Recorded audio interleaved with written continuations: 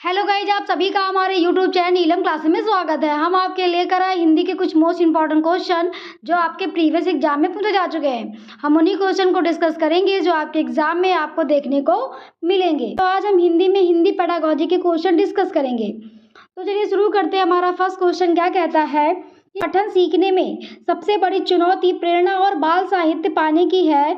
इस चुनौती को दूर करने के लिए क्या कह रहा है क्वेश्चन हमारा कि पठन सीखने में सबसे बड़ी चुनौती प्रेरणा और बाल साहित्य पाने की है।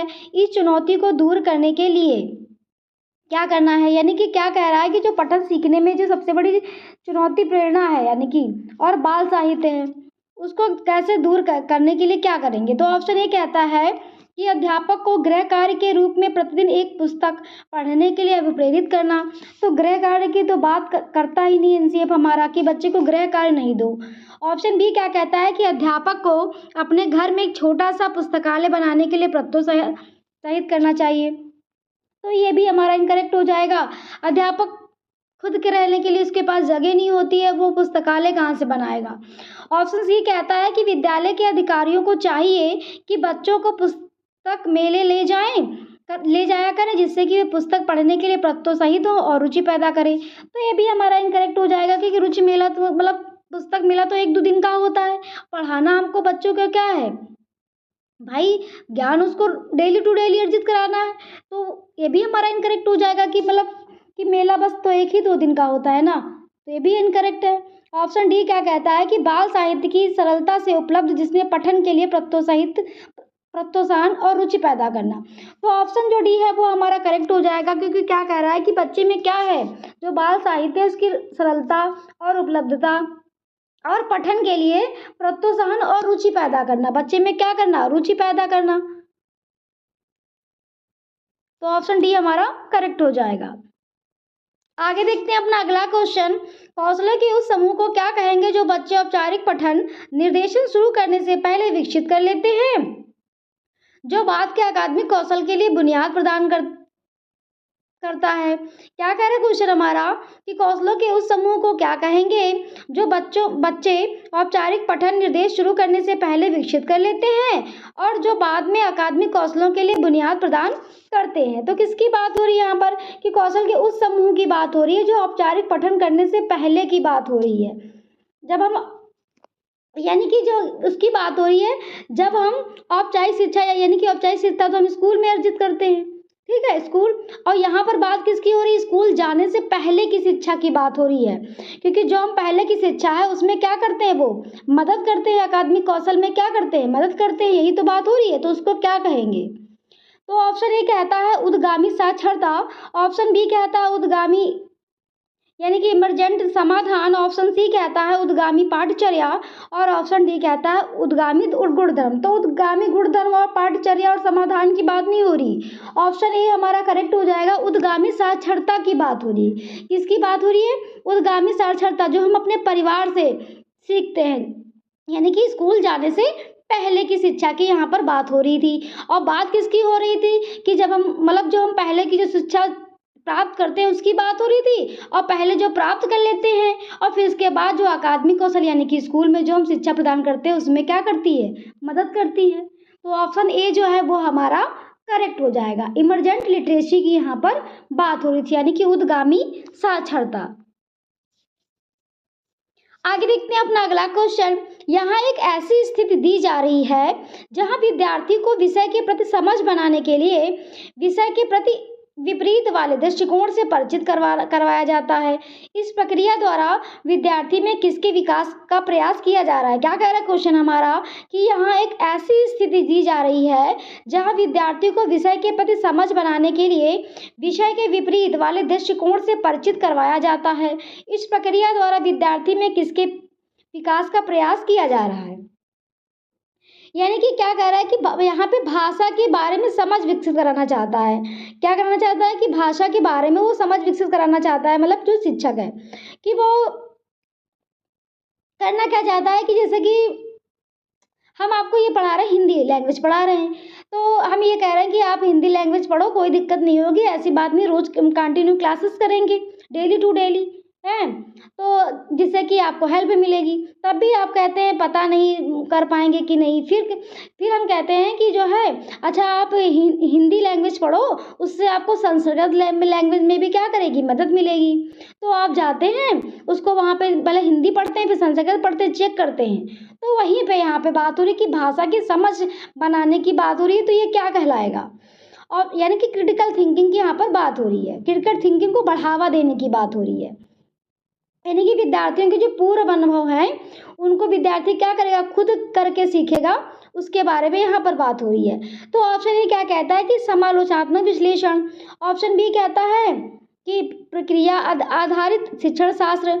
ऑप्शन सी कहता है समालोचनात्मक साक्षरता। ऑप्शन डी कहता है साक्षरता विकास। तो समालोचनात्मक विश्लेषण हमारा ठीक तो है, लेकिन यहाँ पर क्या बात हो रही है, प्रक्रिया भी ठीक है, और ऑप्शन जो सी है वो हमारा करेक्ट हो जाएगा। समालोचनात्मक साक्षरता की बात हो रही है, क्या हो रही है, समालोचनात्मक साक्षरता, यानी कि क्रिटिकल थिंकिंग को बढ़ावा देने की बात हो रही है।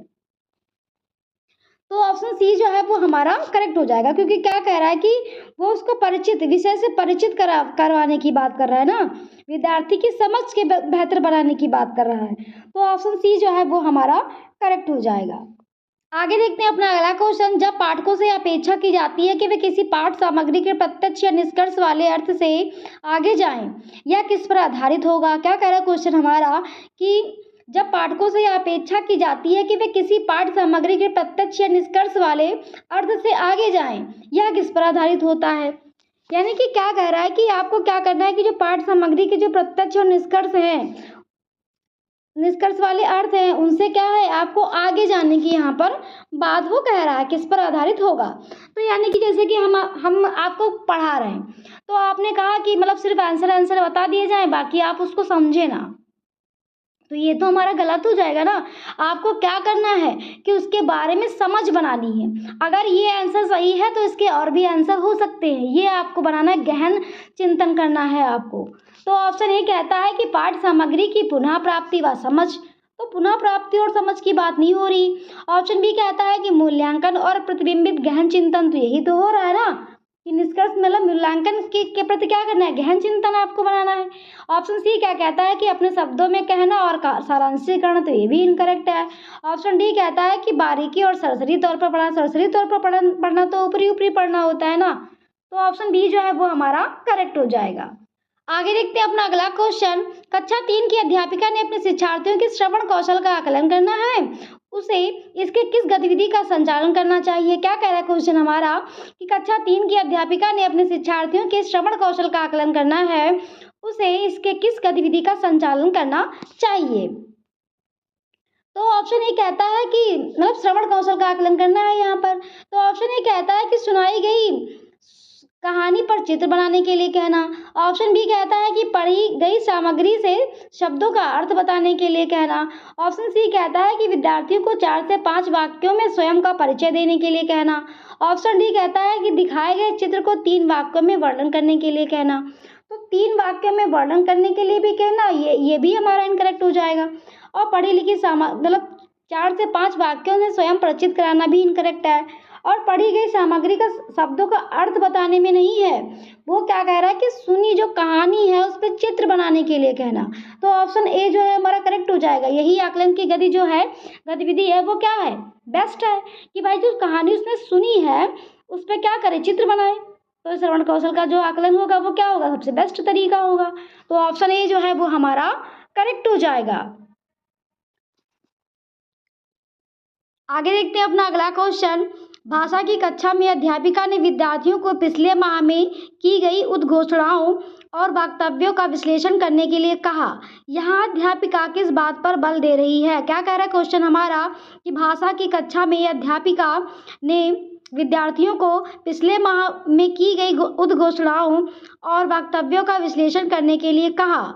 यहाँ अध्यापिका किस बात पर बल दे रही है, यानी कि जो कक्षा अध्यापिका है वो पिछले माह में जो घोषणाएं की गई थी उस पर विश्लेषण करने की बात कर रही है। तो यह किस पर बल दे रही है, ये यहाँ पे पूछा गया है। भाषा की कक्षा है मतलब हिंदी की, और क्या कह रही है, अध्यापिका विद्यार्थियों से कह रही है। तो यहाँ पे क्या कह रहा है कि मतलब जो अरे ऐसे समझिए जैसे कि ये 2 बुक हैं, तो आपको क्या मिलेंगी, ये 2 मतलब फ्री मिलेंगी। ऐसे समझिए कि ये 2 बुकें आपको फ्री मिलेंगी। और जैसे समझिए कि जैसे नेता आते हैं तो वो कहते हैं कि आपको पानी बिजली फ्री मिलेगा, बिजली फ्री मिलेगी, और ये सब घोषणाएँ करते हैं ना वो लोग, तो उसी पर विश्लेषण करने की बात कर रहे हैं। तो किस पर बल दे रही है और आपस में क्या कर रहा है, विचार विमर्श कर रहा है।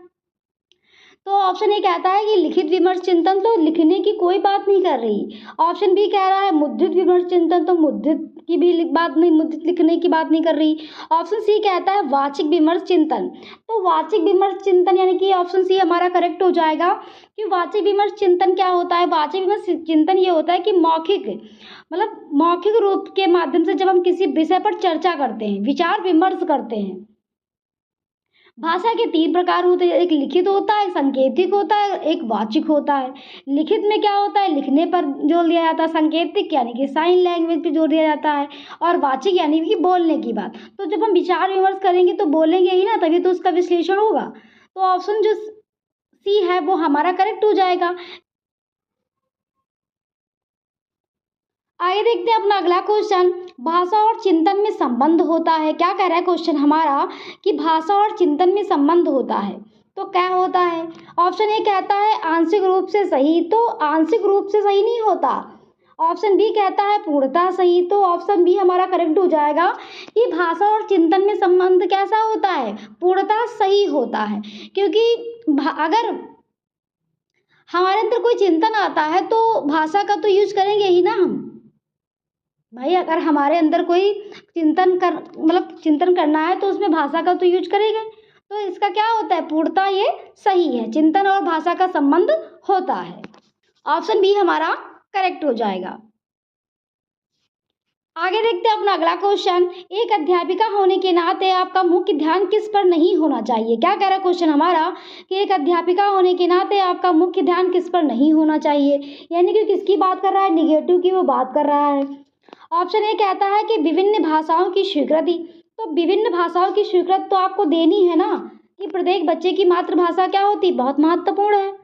ऑप्शन बी कहता है कि सभी को एक समान समय देना, तो ये भी हमारा करेक्ट हो जाएगा कि समावेशी शिक्षा क्या कहती है कि सभी को एक समान समझो। ऑप्शन सी क्या कहता है कि उच्च स्तरीय चिंतन को प्रोत्साहित करना, तो ये भी हमारा करेक्ट हो जाएगा कि बच्चे के क्या करना, उच्च स्तरीय जो चिंतन है उसको क्या करना, प्रोत्साहित करना।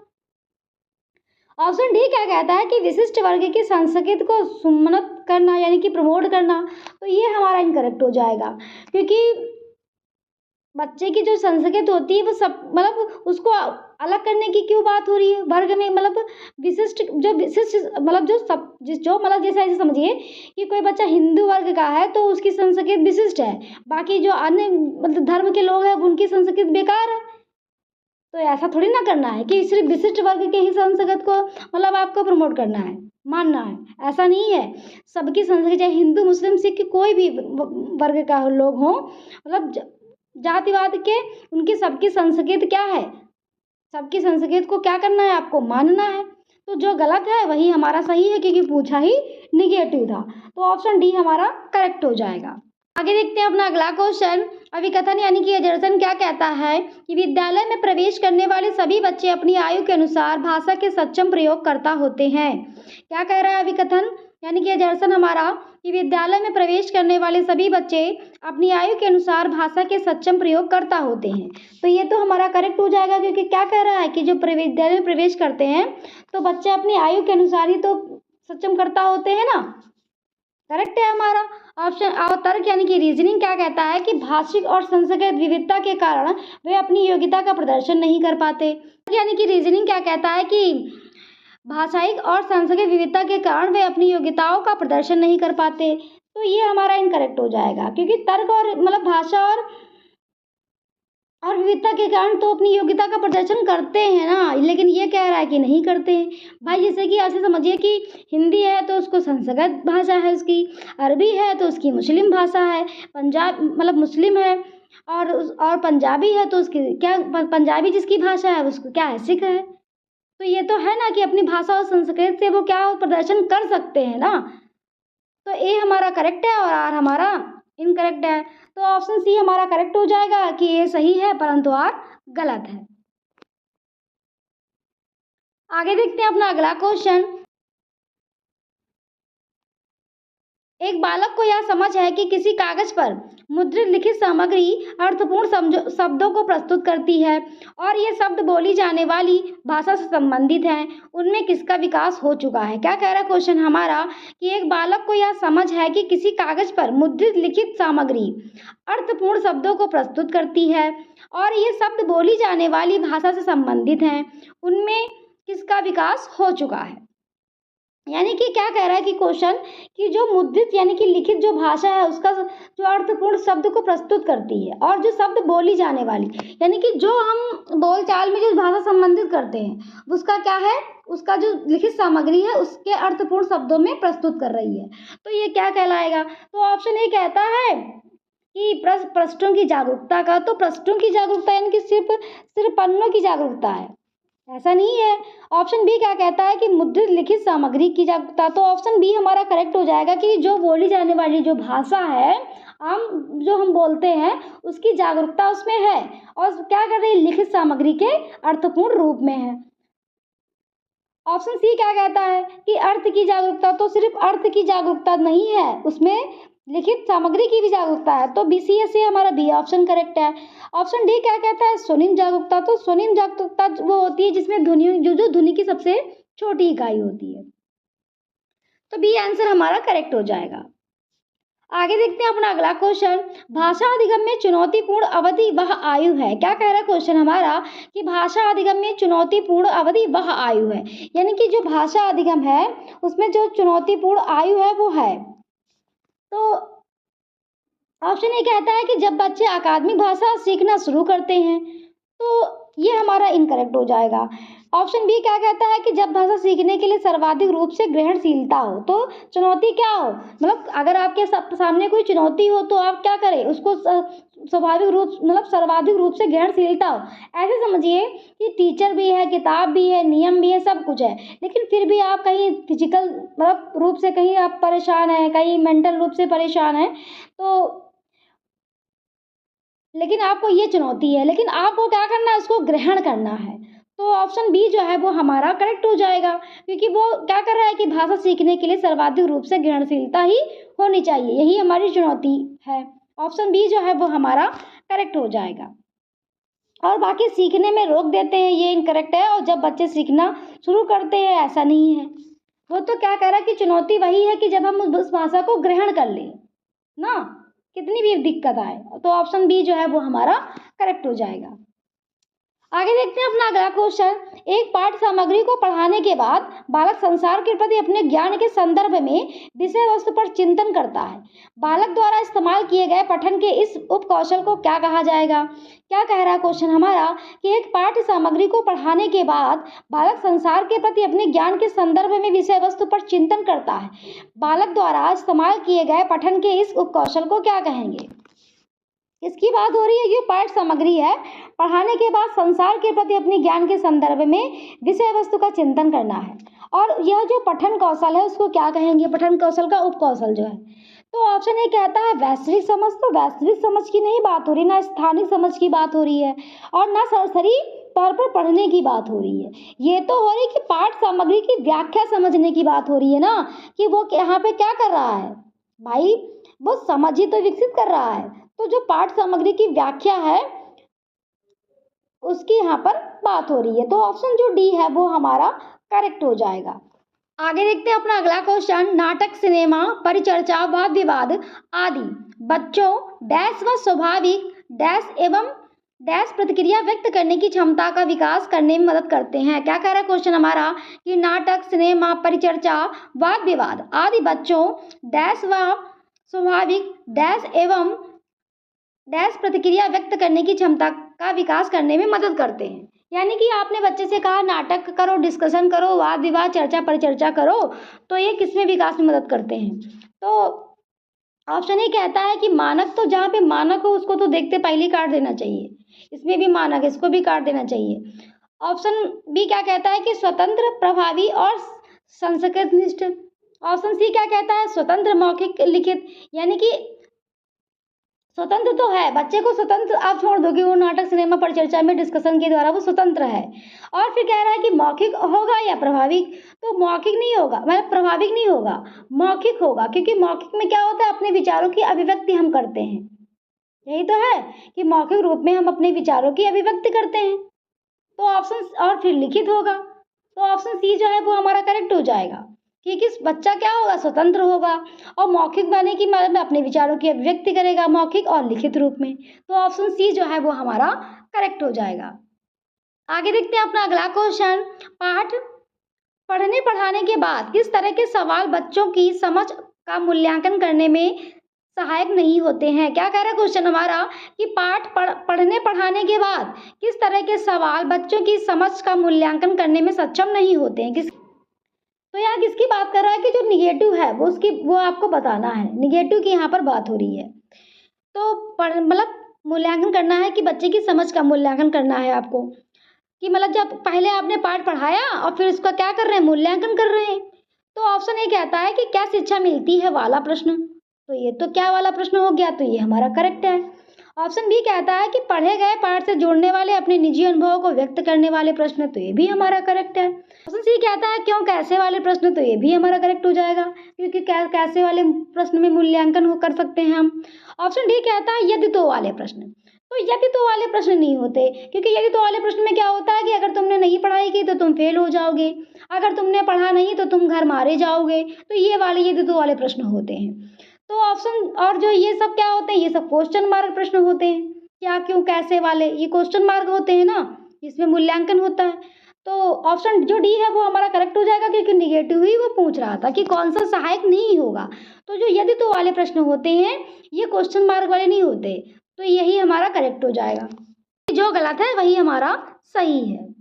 आगे देखते हैं अपना अगला क्वेश्चन। वे कौन सी त्रुटियां हैं जो बच्चे सामान्यतः तब करते हैं जब वे किसी स्वर या व्यंजन का उच्चारण नहीं कर पाते, जब वे तेजी से वाचन करते हैं और किसी विशेष अक्षर को कहने में कठिनाई का अनुभव करते हैं, या उनके स्वनिम स्तर को प्रभावित करती है। यानी कि क्या कह रहा है कि एक बच्चा है वो क्या करता है, स्वर और व्यंजन नहीं कर पाता, यानी कि उसका उच्चारण नहीं कर पा रहा है, और तेजी से जब वो वाचन करता है तो उसको बोलने में क्या आ रही है, कठिनाई आ रही है। मीनिंग तो वो जानता है लेकिन उसका उच्चारण नहीं कर पा रहा, तो ये क्या कहलाएगा। तो ऑप्शन ए कहता है संस्कृत, तो संस्कृत की तो कोई बात नहीं हो रही है। ऑप्शन बी कहता है वर्तनी, तो वर्तनी की भी कोई बात नहीं हो रही। ऑप्शन सी कहता है कोश विषयक, तो कोश विषयक वो होता है जहाँ पे शब्दों के भंडार की बात होती है, भी हमारा सही नहीं होगा। ऑप्शन डी कहता है कि उच्चारण, तो उच्चारण हमारा करेक्ट हो जाएगा, क्योंकि किसकी बात हो रही है, उच्चारण की, क्योंकि वो उसको क्या कर रहा है, बोलने में कठिनाई आ रही, मीनिंग वो समझ लेता है लेकिन क्या कर रहा है, उसको बोलने यानी कि उच्चारण करने में कठिनाई आ रही है, बोल नहीं पा रहा है। वो जब बोलता है, पढ़ता है, तेजी से वाचन करता है,